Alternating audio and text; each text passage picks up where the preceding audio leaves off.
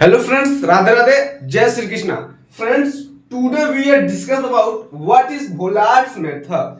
Friends, मैं previous video में discuss किया था precipitation titration and it's time में मोहर्स मेथड को हम डिस्कस किए थे, पूरी एक्सप्लेनेशन के साथ उसको बताए थे। ठीक है, आई होप कि प्रीवियस वीडियो आपको काफी बेहतरीन के साथ समझ में आया होगा।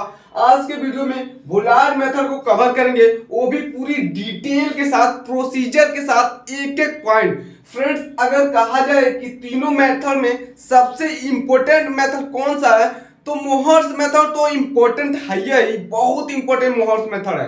अगर सेकंड देखा जाए तो Volhard method, then Fazan method आएगा। ठीक है, आप लोग तीनों टॉपिक को, यानी कि प्रेसिपिटेशन टाइट्रेशन के तीनों type, Mohr's method, Volhard method and Fajans method, तीनों टाइप के आपको मेथड को याद करना होगा, क्योंकि आपका इंटरनल एग्जाम हो या एक्सटर्नल एग्जाम हो, दोनों एग्जाम के लिए आपका ये तीन टाइप के जो मेथड है आने वाले हैं। ठीक है, तो चलिए बिना स्पेंड टाइम को इस टॉपिक को कवर किया जाए, चलिए स्टार्ट करते हैं। Let's get started Volhard method. Friends देखिए, इसके पॉइंट वाइज समझेंगे तो काफी बेहतरीन के साथ आप समझ सकते हैं एक एक पॉइंट को।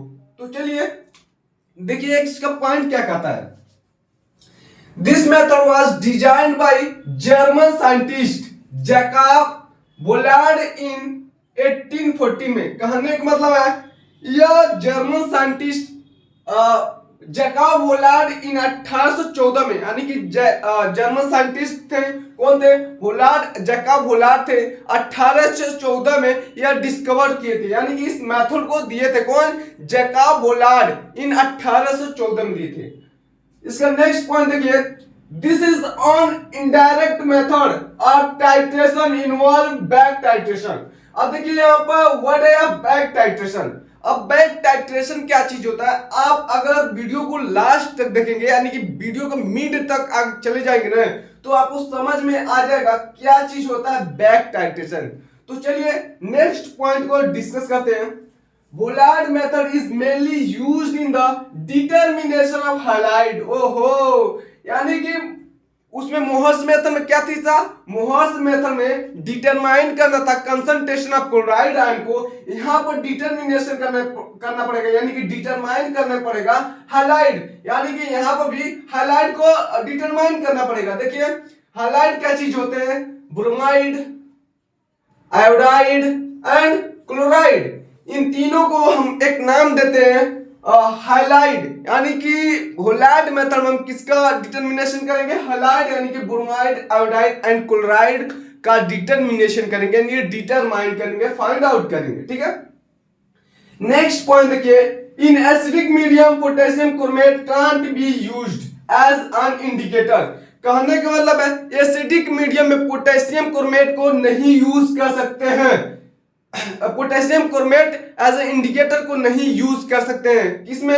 एसिडिक मीडियम में, because of solubility of silver chromate in acid, क्योंकि solubility of silver chromate in acid, silver chromate in acid, यानी कि सोल्युबिलिटी जो होता है सिल्वर क्रोमेट का एसिड में ज्यादा होता है। क्या चीज? सोल्युबिलिटी। सोल्युबिलिटी मतलब होता है एबिलिटी एंड सोल्यूबल, यानी कि सिल्वर क्रोमेट एसिड में ज्यादा सोल्यूबल होने की उनके पास कैपेसिटी होती है। कहने का मतलब यही था। ठीक है, नेक्स्ट पॉइंट देखिए, precipitation titration by Volhard method completed in 2 step. कहने का मतलब है precipitation titration Volhard method 2 step में कंप्लीट होता है। ठीक है, ये जो मेथड हम पढ़ेंगे फजान्स मेथड भी 2 स्टेप में कंप्लीट होगा। ये आपका 2 स्टेप में कंप्लीट होगा। कैसे कंप्लीट होगा आप वीडियो को देखते चलिए, मैं पूरी एक्सप्लेनेशन के साथ आपको समझाने की कोशिश करूंगा। सॉरी, यहाँ स्टेप 1 देखिए, in first step access amount of AgNO3 is used for the titration with NaCl solution. कहने का मतलब है access amount of AgNO3 used for the, यानी कि AgNO3 का एक्सेस अमाउंट हम यूज करेंगे, टाइट्रेशन करेंगे किसका? NaCl सॉल्यूशन का। ठीक है, सॉरी, यहां देखिए इसको तो आप समझ गए क्या चीज होता है। In first step access amount of AgNO3 is used for the titration with NaCl यानी कि सोडियम क्लोराइड सॉल्यूशन। अब इस रिएक्शन को छोड़ दीजिए, इस रिएक्शन को मैं यहां पर समझाऊंगा, देन इस रिएक्शन पे आ जाएगा, ठीक है। आइए देखिए, ये जो आपका नीला टाइप का दिख रहा है ये आपका ब्यूरेट है। ये जो ब्यूरेट को पकड़ के रखा है ये ब्यूरेट स्टैंड है, ठीक है। नीचे आप रेड कलर में कुछ देख रहे हैं, इसका नाम है कोनिकल फ्लास्क, ठीक है।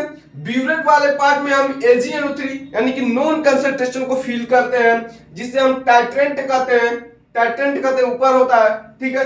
नीचे वाले पार्ट का यानी कि कोनिकल फ्लास्क में हम अननोन कंसंट्रेशन का अननोन सॉल्यूशन का कंसंट्रेशन डिटरमाइन करने के लिए इसमें रखते हैं। अब इस चीज को कोनिकल फ्लास्क में जो भी चीजें होती है उसे हम एनालाइज करते हैं, क्योंकि इसमें जो भी चीजें होती है उसका एनालाइज किया जाता है, ठीक है, इसलिए इसे एनालाइज करते हैं, ठीक है। अब देखिए, जब AgNO3 को NaCl कहने का मतलब है, यहाँ देखिए हाइलाइट कहने का मतलब है इसमें डिटर्मिनेशन करना होता है, यानी कि डिटरमाइन करना होता है क्या, highlight, bromide, iodide and chloride. मान लीजिए यहाँ पर मैं क्लोराइड लिया, क्लोराइड का कंसंट्रेशन हमको डिटरमाइन करना होगा, ठीक है। तो देखिए क्लोराइड कहाँ आएगा, क्लोराइड आएगा हमारा सोडियम क्लोराइड यानी कि साल्ट से आएगा, ठीक है, साल्ट से आएगा। देखिए Na प्लस Cl माइनस, ये आएगा हमारा कहां से, NaCl से। इसमें हम ले लेंगे कोनिकल फ्लास्क में, ठीक है। अब देखिए जैसे जैसे AgNO3 का ड्रॉप वाइज, ये आपका स्टॉपर है, स्टॉपर को थोड़ा लूज करेंगे तो AgNO3 का जो लिक्विड वाला पार्ट है वो धीरे धीरे ड्रॉप वाइज ये कोनिकल फ्लास्क में गिरने लगेगा, और Cl जो पार्टिकल है, Cl आयन की जो कंसंट्रेशन है उसको न्यूट्रलाइज यानी कि पूरी तरह से डिसोसिएट कर देगा। कहने का मतलब मान लीजिए जैसे ही ब्यूरेट में से AgNO3 को ड्रॉप वाइज नीचे गिराते जाएंगे, एक समय ऐसा आएगा Cl आयन की जितनी कंसंट्रेशन कोनिकल फ्लास्क में रहेगा पूरी तरह से कंप्लीटली डिसोसिएट हो जाएगा, यानी कि डिस्ट्रॉय हो जाएगा, खत्म हो जाएगा, ठीक है। अब देखिए कैसे खत्म होगा, मान लीजिए AgNO3 का 4 मोल है, 1 2 3 4 मोल है, ठीक है। और Cl माइनस आयन की कंसंट्रेशन ये भी 1 2 3 ड्रॉप है, ठीक है। मान लेते हैं 3 ड्रॉप यानी कि 3 मोल है, ठीक है। अब AgNO3 का जैसे ही 1 मोल कोनिकल फ्लास्क में गिराएंगे तो Cl का 1 मोल खत्म हो जाएगा, ठीक है। अब AgNO3 का जैसे ही दूसरा वाला पार्ट यानी कि दूसरा मोल नीचे गिराएंगे कोनिकल फ्लास्क में तो Cl का दूसरा मोल खत्म हो जाएगा। अब जैसे ही लास्ट में AgNO3 का तीसरा वाला मोल यानी कि तीसरा ड्रॉप जैसे ही नीचे गिराएंगे तो Cl का मोल तीसरा खत्म हो जाएगा, यानी कि कहने का मतलब है अब AgNO3 Cl माइनस आयन की कंसंट्रेशन पूरी तरह से खत्म कर दिया, यानी कि इस कोनिकल फ्लास्क में अब Cl आयन की कंसंट्रेशन 1% भी नहीं है, पूरी तरह से कंप्लीटली डिसोसिएट कर दिया। कौन, AgNO3 ये वाला पार्ट आपको AgNO3 को पूरी तरह से खत्म कर दिया। अब देखिए, अब जैसे ही AgNO3 का चौथा वाला मोल नीचे गिरेगा कोनिकल फ्लास्क में तो यहाँ पे आके इकट्ठा होने लगेगा, कलेक्ट होने लगेगा। अब क्या करना है, अब Cl तो है नहीं तो किससे रिएक्ट करेगा, तो यहाँ पर स्टॉपर को हम रोकेंगे नहीं, वैसे ही लूज किए हैं तो वैसे ही AgNO3 धीरे धीरे ड्रॉप वाइज गिरते जाएगा और यहाँ पर AgNO3 ज्यादा मात्रा में AgNO3 एक्सेस अमाउंट में यहाँ पे आके कलेक्ट हो जाएगा, इकट्ठा हो जाएगा, एक्यूमुलेट हो जाएगा, ठीक है। वही चीजें यहाँ पर आपका लिखा गया। देखिए in first step access amount of AgNO3 is used for the titration with NaCl sodium chloride solution में। अब देखिए NaCl और AgNO3 दोनों का टाइट्रेशन कराएं तो यहाँ पर एक प्रेसिपिटेट शो करने लगा, प्रेसिपिटेट यहाँ पर बन जाएगा, सिल्वर क्लोराइड यहाँ पर प्रेसिपिटेट बन जाएगा, प्रेसिपिटेट आपका बन जाएगा, ठीक है, प्रेसिपिटेट बन जाएगा और सोडियम नाइट्रेट यहाँ पर प्रोड्यूस होगा। और AgNO3 जो है सिल्वर नाइट्रेट जो है एक्सेस अमाउंट में यहाँ पे आके इकट्ठा हो जाएगा, कलेक्ट हो जाएगा, ठीक है। अब देखिए दूसरा, ये तो पहला स्टेप था। पहला स्टेप में सिंपल सी बात है, क्या चीज हुआ पहले स्टेप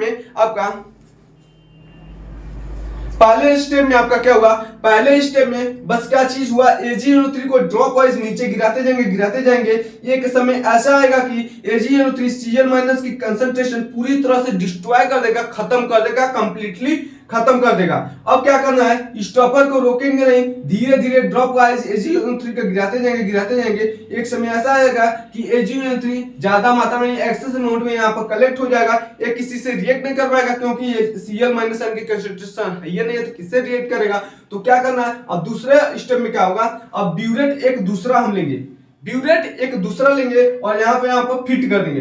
अब देखिए ब्यूरेट में दूसरा ब्यूरेट में क्या भरेंगे, पोटेशियम थायोसाइनेट, पोटेशियम थायोसाइनेट यहाँ पर ब्यूरेट में लेंगे और पोटेशियम थायोसाइनेट को टाइट्रेशन करेंगे AgNO3 से।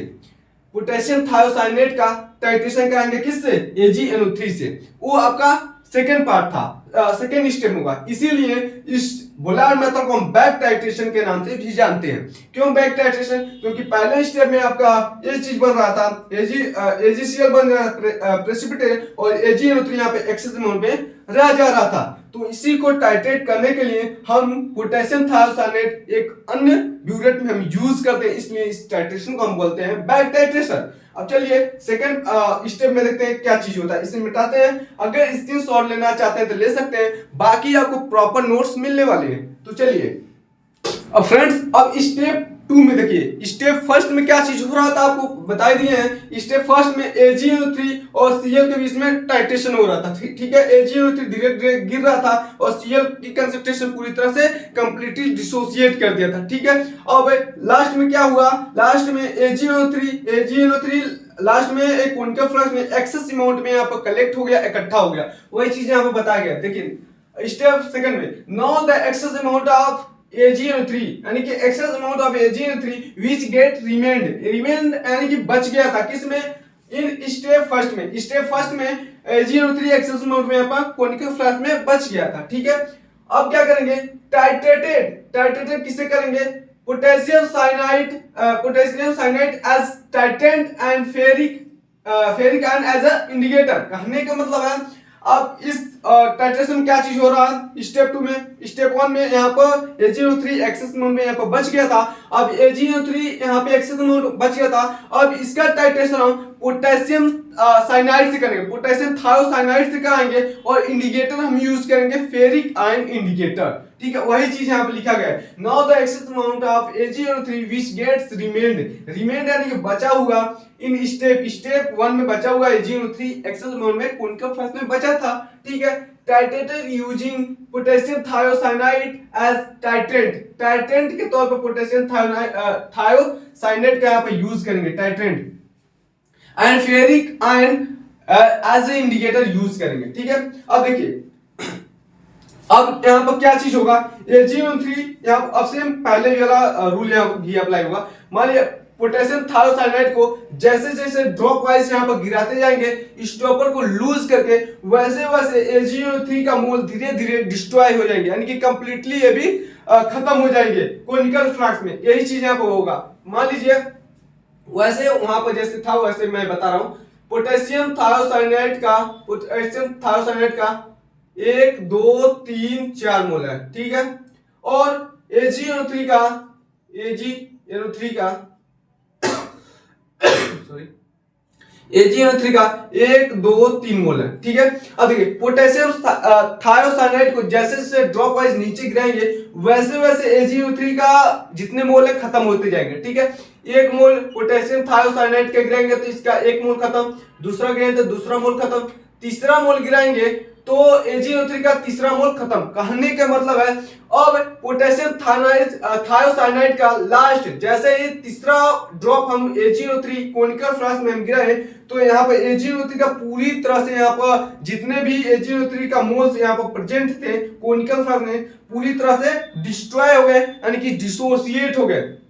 अब देखिए पोटेशियम थायोसाइनाइड का जैसे ही चौथा ड्रॉप हम नीचे गिराएंगे कोनिकल फ्लक्स में वैसे ही रिएक्ट कर लेगा इंडिकेटर से। इसमें हम पहले से इंडिकेटर मिला देंगे, स्टेप 2 में पहले से यहाँ पर फेरिक आयन इंडिकेटर यहाँ पे यूज करेंगे। अब देखिए पोटेशियम थायोसाइनाइड का जैसे ही चौथा ड्रॉप नीचे कोनिकल फ्लक्स में हम गिराएंगे वो AgNO3 तो पूरी तरह से खत्म हो गया था, इससे रिएक्ट नहीं करेगा। अब ये क्या करेगा, ये पोटेशियम थायोसाइनाइड ये इंडिकेटर से रिएक्ट कर लेगा और फार्म कर लेगा ये चीजें। यहां पर इसके पॉइंट को समझिए। Now, when all AgNO3 is consumed by potassium thiocyanate, यानी पोटेशियम थायोसाइनाइड के द्वारा पूरी तरह से कंज्यूम्ड कर दिया गया था किसको, AgNO3 को, देन एक्स्ट्रा यानी कि जो बचा था थायोसाइनेट आयन वो रिएक्ट कर लेगा ferric ion and form ferrous thiocyanate which is red complex and give our and point. कहने का मतलब है लास्ट में जैसे ही लास्ट चौथा पॉइंट हम AgNO3 में गिराएंगे वैसे ही ये क्या करेगा, कॉम्प्लेक्स फॉर्म कर लेगा और इंड पॉइंट हमारा शो करने लगेगा। कहने का मतलब है वैसे हम जैसे समझा रहा हूं वैसे समझिए। पहले आपका क्या हुआ, पहले स्टेप 1 में AgNO3 को ड्रॉप वाइज गिराते गए एक समय ऐसा है कि Cl आयन की जितने कंसंट्रेशन थे पूरी तरह से खत्म हो गए, ठीक है पूरी तरह से खत्म हो गए और AgNO3 को धीरे धीरे गिराते गए उसको रोके नहीं, तो यहाँ पर कोनिकल फ्लास्क में आकर पूरी तरह से AgNO3 कलेक्ट हो गया, इकट्ठा हो गया। अब स्टेप 2 में क्या होगा, स्टेप 2 में इसी AgNO3 को टाइट्रेट करने के लिए हम यूज किए पोटेशियम थायोसाइनेट, ठीक है, as a ferric ion as a indicator use किए, ठीक है। अब क्या हो रहा है, अब पोटेशियम थायोसाइनेट जैसे जैसे ड्रॉप वाइज हम नीचे पोटेशियम थायोसाइनेट को हम गिराते जाएंगे, जैसे जैसे गिराएंगे वैसे वैसे AgNO3 का जितने कंसंट्रेशन है पूरी तरह से खत्म हो जाएगा, ठीक है। मान लीजिए 3 ड्रॉप तक हम गिराएं तो AgNO3 का 3 ड्रॉप यहाँ पर खत्म हो गया। अब जैसे ही चौथा ड्रॉप जैसे हम नीचे गिराएंगे कोनिकल फ्लास्क में वैसे ही एक रिएक्ट कर लेगा किससे, फेरिक आयन इंडिकेटर से, और शो करने लगेगा रेड कलर कॉम्प्लेक्स और हमें पता लग जाएगा कि यही हमारा एग्जैक्ट एंड पॉइंट है। फ्रेंड्स ये था आपका बुलार्ड मेथड, पूरी तरह से हम एक एक पॉइंट आपको एक्सप्लेन कर दिए। ये 2 स्टेप में होता है इसलिए इसे बैक टाइट्रेशन के नाम से जाना जाता है। फ्रेंड्स आगे की वीडियो में यानी कि थर्ड पार्ट में हम कवर करेंगे मॉडिफाइड बुलार्ड मेथड और इसके जो थर्ड मेथड है यानी कि फजांस मेथड, 2 को हम नेक्स्ट वीडियो में कवर करेंगे। तो तक फ्रेंड्स मिलते हैं नेक्स्ट वीडियो में, वो भी बेस्ट टॉपिक के साथ। राधे राधे, जय श्री कृष्णा।